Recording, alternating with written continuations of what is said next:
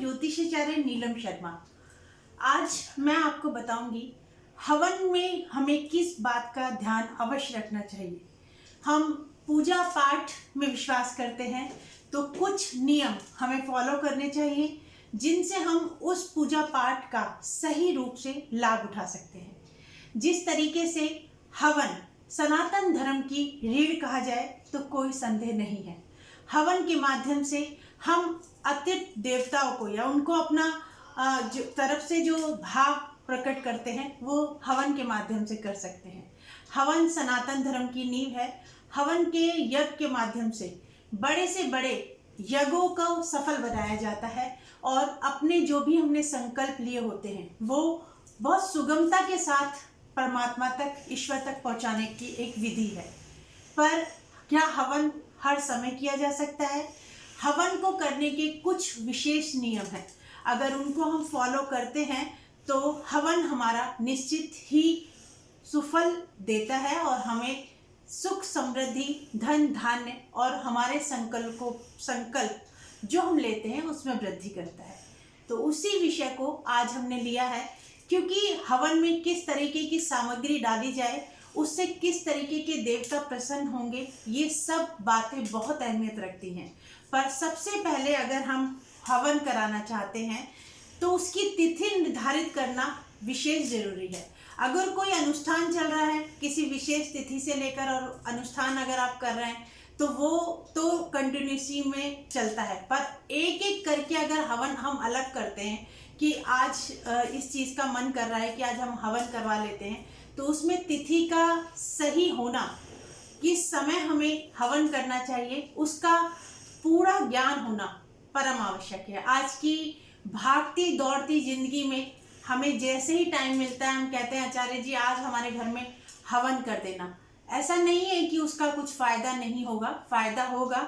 अगर किसी भी पूजा पाठ अनुष्ठान का सही लाभ लेना चाहते हैं तो उसकी विधि का अनिवार्य रूप से सही तरीके से जानना परम आवश्यक है। तो आज मैं बात करूंगी कि किस तरीके से जब हम हवन करवाते हैं तो अग्निवास पृथ्वी पर होना अनिवार्य है और वो किस तरीके से देखा जाए उसकी एक विधि है जो शास्त्रों में लिखी गई है।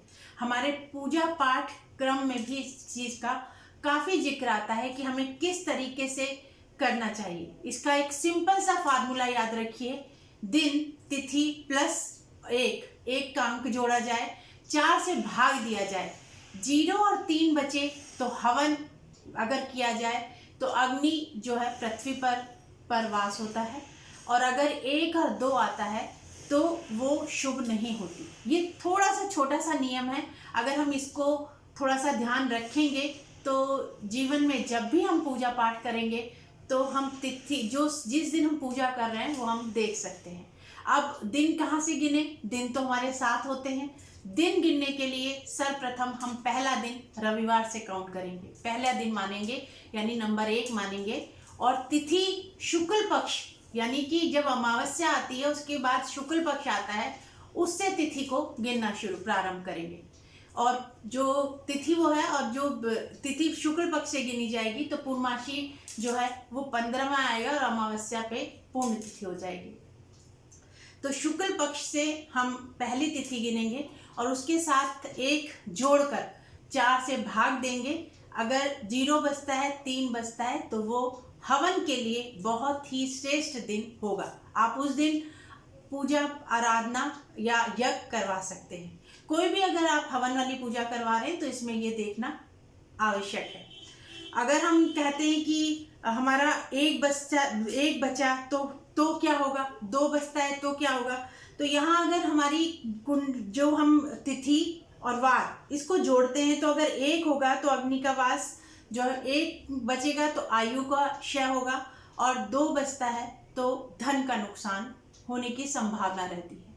तो इन चीज़ों का विशेष ध्यान रखें। जब भी हम कभी हवन करते हैं उसमें दी हुई आहुतियाँ हमारे ईश्वर तक अवश्य पहुँचती हैं, क्योंकि सूक्ष्म रूप से जो भी हम डालते हैं हवन में सामग्री के रूप में वो सभी वायु के द्वारा वहाँ तक पहुँचती हैं।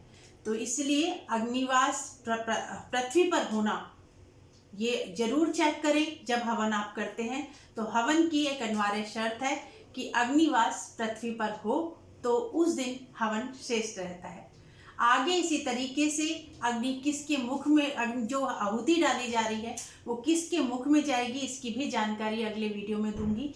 क्योंकि अगर मैं कोई लेख लिखती हूँ या कोई भी वीडियो बनाती हूँ तो उसमें नेक्स्ट क्वेश्चन आता है कि अग्निवास क्या है, क्योंकि हम बोलते हैं हवन करते वक्त अग्निवास का विशेष ध्यान रखा जाए। इसलिए हमारी तिथि, दिन और +1 करके 4 का भाग करके जो अगर संख्या बचती है उन्हीं के अनुसार किया हुआ हमारा यज्ञ इस जो परमात्मा है या जिस भी ईष्ट के प्रति हम कर रहे हैं वो श्रद्धा पूर्वक वहाँ पर पहुँचता है। तो मिलते हैं अगले वीडियो में, तब तक के लिए प्रणाम।